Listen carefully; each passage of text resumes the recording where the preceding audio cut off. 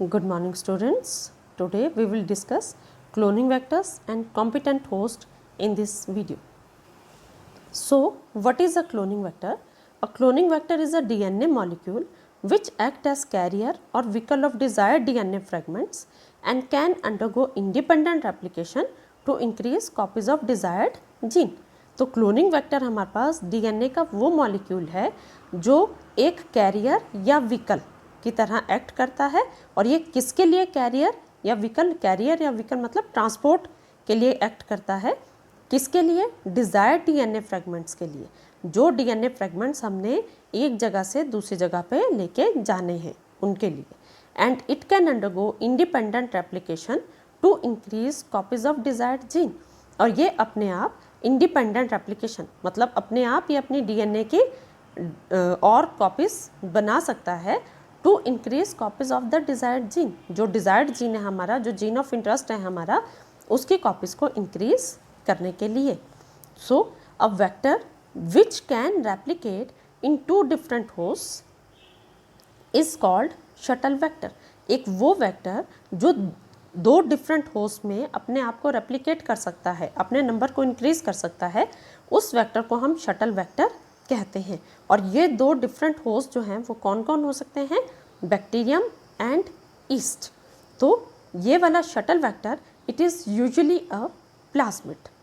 अब उसके बाद हमारे पास आता है features required in cloning vectors. वो कौन कौन से फीचर्स हैं जो किसी क्लोनिंग वेक्टर में होने चाहिए? तो सबसे पहला है it should have its own origin of replication. सबसे पहला फीचर जो है वो आता है किसके पास? इसका अपना ओरिजिन ऑफ रेप्लिकेशन होना चाहिए. ओरिजिन ऑफ रेप्लिकेशन है the sequence from where replication starts. ये वो सीक्वेंसेस हैं जहाँ से रेप्लिकेशन शुरू होती है. And any fragment of DNA when integrated to this sequence can be made to replicate within the host cell. और इस सीक्वेंस पे अगर हम डीएनए का कोई भी पार्ट, कोई भी फ्रेगमेंट उसके साथ जोड़ दें तो वो उसको अपने साथ रेप्लिकेट करवा सके. रेप्लिकेट मतलब जब वो अपना नंबर इंक्रीज कर रहा है तो साथ में जो हमने डीएनए का फ्रेगमेंट उसमें जोड़ा है उसका नंबर भी वो इंक्रीज करे. नेक्स्ट जो फीचर हमारे पास आता है वो है सिलेक्टेबल मार्कर. तो सिलेक्टेबल मार्कर क्या है? The selectable marker is the sequence on DNA which helps in identifying and eliminating non-transformants and selectively permitting the growth of transformants. Selectable marker हमारे पास DNA की वो sequences हैं जो हमें identify करने में और eliminate करने में help करती हैं. किनको identify करने में? non-transformants को. non-transformants कौन है? नॉन ट्रांसफॉर्मेंट्स वो सेल्स हैं जिनमें फॉरेन डीएनए नहीं है और ये सिलेक्टिवली परमिट करती हैं ग्रोथ ऑफ ट्रांसफॉर्मेंट्स. ट्रांसफॉर्मेंट्स वो हैं जिनके अंदर रिकॉम्बिनेंट डीएनए आ चुका है, जिनके अंदर रिकॉम्बिनेंट डीएनए प्रेजेंट है या जिनके अंदर फॉरेन जीन्स, फॉरेन डीएनए जो है वो प्रेजेंट है. तो ये सिलेक्टेबल मार्कर उन ट्रांसफॉर्मेंट्स की ग्रोथ को परमिट करती है और नॉन ट्रांसफॉर्मेंट्स को उस जगह से एलिमिनेट कर देती हैं, उन कल्चर से एलिमिनेट कर देती हैं. तो हमारे पास कुछ ऐसे एग्जांपल्स जहाँ जो सिलेक्टेबल मार्कर की तरह एक्ट करते हैं. तो सबसे पहला हमारे पास आता है gene coding for antibiotic resistance. कुछ ऐसे जीन्स हैं जो एंटीबायोटिक रेजिस्टेंस के लिए कोड करते हैं. For example gene for ampicillin, gene which code for tetracycline. These are the genes which act as selectable marker. ये सिलेक्टेबल मार्कर की तरह एक्ट करते हैं और ट्रांसफॉर्मेंट्स और नॉन ट्रांसफॉर्मेंट्स को आइडेंटिफाई करने में हेल्प करते हैं. Then comes the genes which encode enzyme like beta galactosidase. जो हमने लैक ऑपरॉन में जब हम पढ़ते हैं तो उसमें जो हमारा जीन Z है that codes for beta galactosidase. तो ये जो जीन है it also act as selectable marker. और ये इसको हम कैसे आइडेंटिफाई कर सकते हैं? By the colour reaction. अब तीसरा फीचर जो वेक्टर्स में प्रेजेंट होना चाहिए that is the vector should have at least one restriction endonuclease recognition site. Vectors के पास एटलीस्ट एक रिस्ट्रिक्शन एंडोन्यूक्लियस की रिकॉग्निशन साइट होनी चाहिए. जब इनके पास होगा तो ये कैसे हेल्प करेंगे हमारी? It will allow foreign DNA to be inserted into vector during the formation of recombinant DNA molecule. जब ये रिकॉग्निशन साइट इसमें होगी रिस्ट्रिक्शन एंडोन्यूक्लियस के लिए, तो उसकी हेल्प से हम फॉरेन डीएनए को वेक्टर में डाल सकते हैं जब हम रिकॉम्बिनेंट डीएनए बनाएंगे।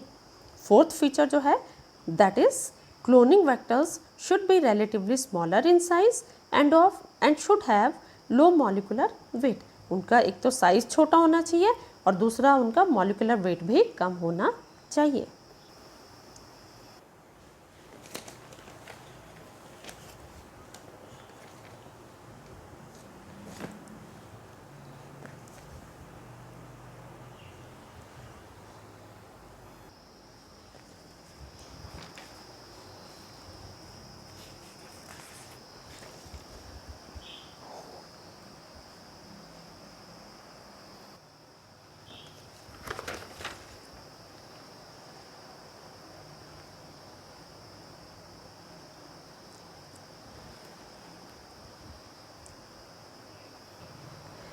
तो इस तरीके से हम उस प्लाज्मिड को सिलेक्ट करते हैं जिसके पास ओरिजिन ऑफ रेप्लिकेशन होता है and which supports high copy number, जो अपने नंबर को काफ़ी ज़्यादा बना सकता है।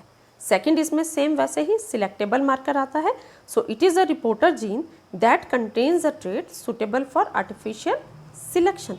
तो इसमें वो ट्रेट है जिसको हम आर्टिफिशियल सिलेक्शन के लिए सुटेबल मानते हैं। तो a plasmid also has a selectable marker. Plasmid में भी एक सिलेक्टेबल मार्कर होता है। तो इसमें कौन से आते हैं सिलेक्टेबल मार्कर्स?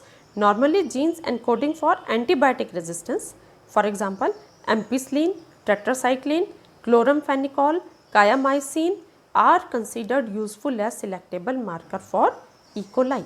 इकोलाई के लिए ये सभी जीन्स जो हैं they have been selected as selectable marker. अब अगर हम PBR322 की बात करें तो it has 2 resistance genes, number 1 ampicillin resistance gene and second is tetracycline resistance gene. जबकि अगर हम PUC18 को देखें तो it has only ampicillin resistance gene. तो जैसे अभी हमने पहले भी बात करी है कि सिलेक्टेबल मार्कर का काम क्या है। Selectable marker is meant for identifying and eliminating non transformed bacterial cells from transformed bacterial cells. हम उनको सिलेक्टेबल मार्कर से हम उन बैक्टीरियल सेल्स को आइडेंटिफाई करते हैं जिनके अंदर रिकॉम्बिनेंट डीएनए या फॉरेन डीएनए जो है वो आ गया है, और ये हमको हेल्प करते हैं ट्रांसफॉर्म्ड बैक्टीरियल सेल्स को नॉन ट्रांसफॉर्म्ड बैक्टीरियल सेल्स से अलग करने में। नेक्स्ट फीचर जो इन प्लाज्मिड्स में होता है दैट इज क्लोनिंग और यूनिक रिस्ट्रिक्शन साइट्स। तो रिस्ट्रिक्शन साइट्स और restriction recognition sites are present on a DNA molecule containing specific sequence of nucleotides. तो रिस्ट्रिक्शन साइट्स वो साइट्स हैं जो डीएनए मॉलिक्यूल में प्रेजेंट होती हैं, और ये क्या हैं? They are simply sequences of nucleotides and they are generally 4 to 8 base pairs in length, and these sequences are recognised by restriction enzymes. Restriction enzymes जिनको रिकॉग्नाइज करता है उन सीक्वेंसेस ऑफ न्यूक्लियोटाइड्स को हम क्या कहते हैं? Restriction sites. So this sites should preferably be single and responsive to commonly used restriction enzyme। ये restriction sites जो हैं वो preferably single होनी चाहिए and they should be responsive to जो हम बहुत commonly use करते हैं restriction enzymes को, उनके लिए ये responsive होनी चाहिए।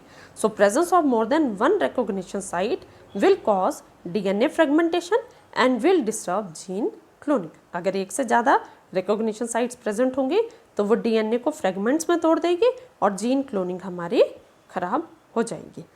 तो हम अब एग्जांपल लेंगे PBR का।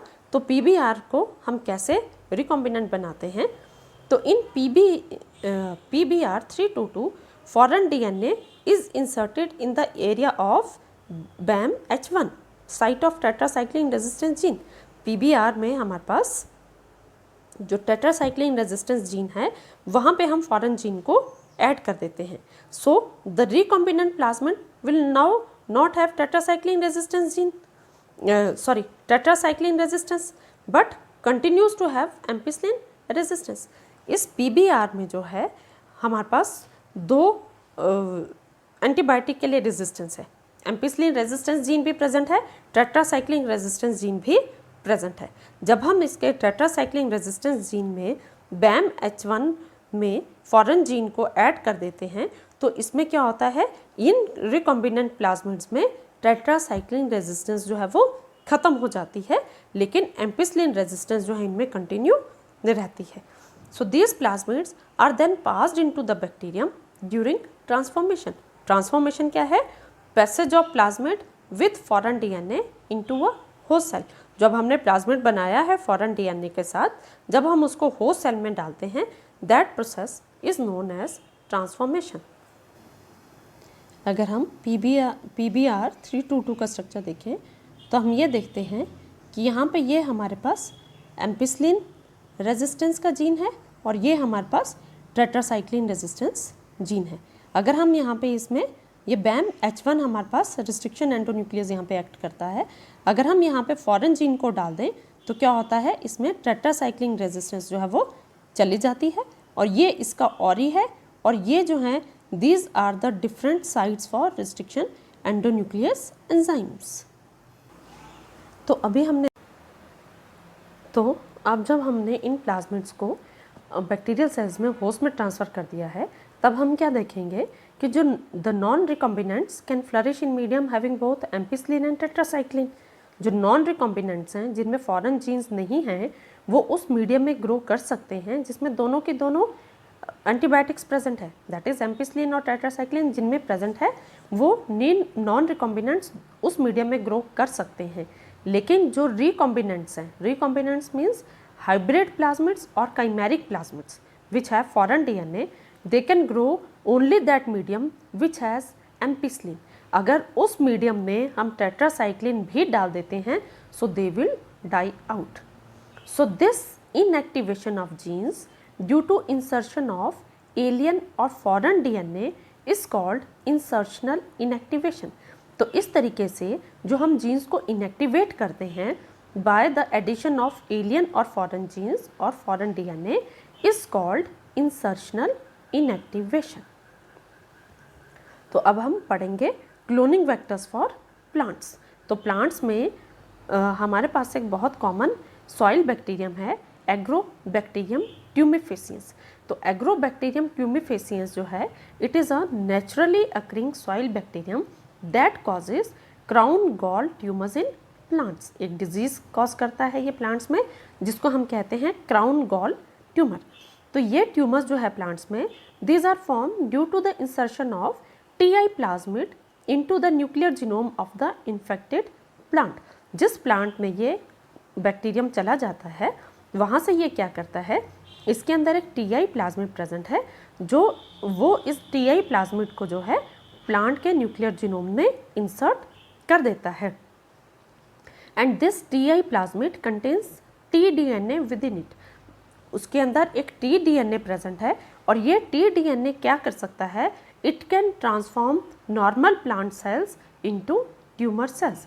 इससे जो है, जो हमारे नॉर्मल प्लांट सेल्स है जो नॉर्मली अपना फंक्शन कर रहे हैं, वो ट्यूमर सेल्स में कन्वर्ट हो जाते हैं और वो ट्यूमर्स प्रोड्यूस करना शुरू कर देते हैं। तो इसमें ये जो ट्यूमर इंड्यूसिंग TI प्लाज्मिड है एग्रोबैक्टीरियम ट्यूमिफेसियंस बैक्टीरियम का, उसको हमने मॉडिफाई कर दिया है एज अ क्लोनिंग वेक्टर। कैसे मॉडिफाई किया है, हम क्या करते हैं कि एक फॉरेन जीन को हम इसके T रीजन में इंसर्ट कर देते हैं और foreign gene is inserted in T region of the plasmid. Now the T gene becomes inactive. ये इंसर्शनल इनएक्टिवेशन जो भी हमने पढ़ा था उसकी वजह से ये T जीन जो है इनएक्टिव हो जाता है। नाउ दिस रिकम्बाइंड और cloning vector is now passed into the plasmid free bacterium. इस क्लोनिंग वेक्टर को अब हम क्या करते हैं, इस एग्रोबैक्टीरियम ट्यूमिफेसियंस बैक्टीरियम को जिसके tDNA में हमने एक फॉरेन जीन डाल दिया है, उसको हम अब एक प्लाज्मिड फ्री बैक्टीरियम में पास कर देते हैं, which is then allowed to infect the plant और single cell in tissue culture. इसको अब हम प्लांट को भी इन्फेक्ट करने के लिए अलाउ कर सकते हैं, या फिर अंडर आर्टिफिशियल कंडीशंस में जो हमने टिश्यू कल्चर्स बनाए हैं उनमें सिंगल सेल को इन्फेक्ट करने को अलाउ करते हैं। Now the plasmid with inserted gene passes into the various parts and the inserted gene expresses its effect। तो अब ये जो प्लाज्मिड है जिसमें इंसर्टेड जीन्स हैं ये वेरियस पार्ट्स में चला जाता है, और जो इसके अंदर हमने फॉरेन जीन अपना डाला था वो अपने इफेक्ट को शो करना शुरू कर देता है। तो इस तरीके से हम देखते हैं कि जो हमारे पास नॉर्मली बैक्टीरियम जो पहले प्लांट्स में डिजीजेस कॉज कर रहा था उसके उस जीन को हम ऑल्टर करके उससे अपने फ़ायदे के प्रोडक्ट्स को हम या रादर उससे हम हेल्दी प्लांट्स जो हैं उनको ग्रो कर सकते हैं, उनके वायरुलेंट जीन्स को नॉन वायरुलेंट बना के। तो agrobacterium tumefaciens normally infects dicot plants, ये नॉर्मली जो है डाइकॉट प्लांट्स को इन्फेक्ट करता है, लेकिन जो हम इसके मॉडिफाइड नॉन वायरुलेंट प्लाज्मिड के साथ जो इसको बनाते हैं that can also cause genetic changes in monocots. जो हमने इसका नॉन वायरुलेंट जो डिजीजेस कॉज नहीं करता है उस प्लाज्मिड के साथ ये एग्रोबैक्टीरियम ट्यूमिफेसियंस जो है it can cause genetic changes in monocots as well. Next हमारे पास क्लोनिंग वेक्टर्स आते हैं, disarmed viruses as vectors for animals and others. हम यहाँ पे क्या करते हैं, हम जो वायरसेस है उनको हम डिसआर्म्ड कर देते हैं। डिसआर्म्ड का मतलब जो हमारे लिए पहले हार्मफुल थे अब उनको हम उसमें जीन्स इनएक्टिवेट कर देते हैं, उसको हम कहते हैं डिसआर्म्ड वायरसेस। तो disarmed viruses as vectors for animals and others. तो बैक्टीरियल वायरसेस और bacteriophages, for example lambda 1 virus are used as clones for introducing desired genes into bacteria। उसके अलावा retroviruses which have the ability to transform normal animal cells into cancerous cells can be used for transferring desired genes into bacteria in animals। तो वो retroviruses जिनमें ये ability है जो क्या कर सकते हैं, जो normal animal cells को cancerous cells में convert करते हैं उनको भी हम डिज़ायर्ड जीन्स को बैक्टीरिया में ट्रांसफ़र करने के लिए यूज़ कर सकते हैं इन केस ऑफ एनिमल्स। और इसका हमारा एग्जांपल है एक सिमियन वायरस 40 जिसको हम SV40 लिखते हैं। It causes tumours in animals. तो इसको भी हम एक क्लोनिंग वेक्टर की तरह यूज़ कर सकते हैं। उसके बाद हमारे पास आता है herpes virus and adeno virus. They are common vectors used in human beings। Then cauliflower mosaic virus is used in case of plants। तो इसमें हमने क्या देखा, हम सभी वायरसेस को कैसे क्लोनिंग वेक्टर की तरह यूज़ कर सकते हैं। When virus carrying a foreign gene becomes harmless, जब हम किसी एक वायरस में फॉरेन जीन को डालते हैं then it becomes harmless and therefore then it proves to be a good vector। Next जो हमारे पास कैटेगरी है वो है कॉस्मिड्स की, जो क्लोनिंग वेक्टर्स की तरह एक्ट करते हैं। So they are the plasmids in which phage lambda cos sites have been inserted. इनके अंदर हम फाज लैम्डा की जो कॉस साइट्स है उनको इंसर्ट कर देते हैं। And a cosmid can be packed in phage coat. जो हमारे पास फाज का ऊपर का प्रोटीन कोट होता है उसके अंदर हम कॉस्मिड को पैक कर देते हैं and it is useful in carrying large DNA fragments. ये कॉस्मिड जो हैं हमारे पास अगर लार्ज DNA के बड़े बड़े फ्रेगमेंट्स हों तो उनको कैरी करने में यूज़फुल होता है। एक ऐसा ही सिमिलर क्लोनिंग वेक्टर हमारे पास फाजमिड है which is form by combining phage DNA with plasmid. उसके बाद नेक्स्ट हमारे पास आते हैं artificial chromosomes. So they are use for large DNA fragments bigger than 100 kb, जिनमें 100 किलो बेस पेयर से ज़्यादा फ्रेगमेंट्स प्रेजेंट होते हैं, उनको कैरी करने के लिए ये यूज़ होते हैं। तो इसमें हमारे पास आते हैं bacterial artificial chromosomes which is an engineer DNA molecule use to clone DNA sequence in bacterial cells. इसका एग्जाम्पल हमारे पास आ जाएगा ई कोलाई। और दूसरे आते हैं हमारे पास yeast artificial chromosomes. So they are engineer DNA molecules that has been constructed for cloning in yeast cells. ये हमारे पास ईस्ट सेल्स में क्लोनिंग करने के लिए यूज़ होते हैं। इसके अलावा जो हमारे पास आर्टिफिशियल क्रोमोसोम्स आते हैं वो हैं MACS mammalian artificial chromosomes and human artificial chromosomes HACS। They have been prepared by using centromeric and telomeric sequences along with high molecular weight and autonomous replicating sequences. अब इससे नेक्स्ट हमारे पास आता है कॉम्पिटेंट होस्ट। कॉम्पिटेंट होस्ट क्या है? वो host जिसके अंदर हमने रिकॉम्बिनेंट डीएनए को ट्रांसफ़र करना है और जहाँ से हमने अपना डिज़ायर्ड प्रोडक्ट ऑब्टेन करना है। तो कॉम्पिटेंट होस्ट क्या है? कॉम्पिटेंट होस्ट क्या होता है? तो competence is the ability to pick up genes and plasmids from outside. तो कॉम्पिटेंस हमारे पास वो एबिलिटी है जिसकी वजह से कोई भी सेल जो है बाहर से जीन्स या फिर प्लाज्मिड्स को कैरी कर सकता है या पिकअप कर सकता है। अब क्योंकि डीएनए एक हाइड्रोफिलिक मॉलिक्यूल है, it can not pass through cell membranes. ये अपने आप सेल मेम्ब्रेन से बाहर या अंदर नहीं जा सकता। So in order to force bacteria to take up the plasmid, the bacterial cells must first be made competent to take up DNA. So इसलिए अगर हमने किसी बैक्टीरियल सेल में प्लाज्मिड को डालना है तो उससे पहले हमको बैक्टीरियल सेल्स को कॉम्पिटेंट बनाना पड़ता है ताकि वो बाहर से इस डीएनए को उठा सके, इस डीएनए को अपने सेल के अंदर ले जा सके। तो ये हम कैसे करते हैं? This is done by treating them with a specific concentration of a divalent cation such as calcium ions. इनको हम डाईवेलेंट कैटाइन की एक स्पेसिफिक कंसंट्रेशन के साथ ट्रीट करते हैं, जिसमें हमारे पास डाईवेलेंट कैटाइन कैल्शियम आयंस भी हो सकते हैं, which increase the efficiency with which DNA enters into the bacterial cells। इसकी वजह से जो डीएनए की अंदर जाने की जो सेल की एफिशिएंसी है जिससे वो डीएनए को पिकअप करेगा वो बढ़ जाती है। और ये डीएनए कैसे जाएगा अंदर? Through the pores in the cell walls. जो बैक्टीरियल सेल्स वॉल्स में पोर्स हैं उनके थ्रू अंदर जाएगा। उसके बाद हम क्या करते हैं? The cells are then incubated on ice followed by brief heat shock at 42 degree Celsius and then again putting them back on ice। हम सेल्स को इंक्यूबेट करते हैं आइस में, जिस followed by a brief heat shock at 42 degree Celsius. उसके बाद हम उनको हीट शॉक देते हैं, मतलब उनको इमीडिएटली हम 42 डिग्री सेल्सियस पे रखते हैं और दोबारा से उनको हम आइस पे रख देते हैं। This enables the bacteria to take up recombinant DNA. और इससे जो बैक्टीरिया है वो एकदम से आर डीएनए को उठा लेता है, उसको पिकअप कर लेता है। तो अभी हमने ये देखा कि कैसे हम होस्ट सेल को कॉम्पिटेंट बनाते हैं। उसके अलावा जो हमारे पास दूसरे मेथड्स हैं जीन ट्रांसफ़र के, उनको हम डायरेक्ट और वेक्टरलेस ट्रांसफ़र भी कहते हैं, क्योंकि उसमें कोई भी वेक्टर्स इन्वॉल्व नहीं होते।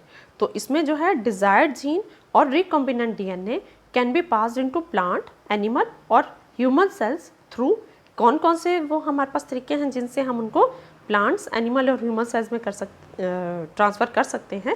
सबसे पहला आता है हमारे पास micro injection. Micro injection by means of micropipette into the nucleus of an animal cell. दूसरा आता है हमारे पास पार्टिकल और जीन और बायोलिस्टिक गन। तो यहाँ पे हम क्या करते हैं? टंगस्टन और gold particles coated with desired genes are bombarded into the plant cells with great force. इसमें हम टंगस्टन या गोल्ड पार्टिकल्स को डिजायर्ड जीन्स के साथ कोट कर देते हैं और उसके बाद हम उनको ग्रेट स्पीड के साथ प्लांट सेल के ऊपर बम्बार्ड करते हैं। तो उससे जो है वो जो हमारे ये डिजायर्ड जीन्स हैं वो प्लांट सेल्स के अंदर चले जाते हैं और इसके लिए हम स्पेशल स्प्रेज भी यूज़ करते हैं। और उसके बाद हमारे पास लास्ट जो आता है that is disarmed pathogens. They can be used as vector for transfer of recombinant DNA into the host। disarmed pathogens का हमारे पास जो नाम से ही बता रहा है, जिनकी हमने डिजीज कॉजिंग एबिलिटी को डिसआर्म्ड कर दिया है, उसको हमने इनएक्टिवेट कर दिया है, जिसकी वजह से ये पैथोजेंस जो हैं जो अब डिजीजेस कॉज नहीं करते and now they are used as vectors. Thank you for watching.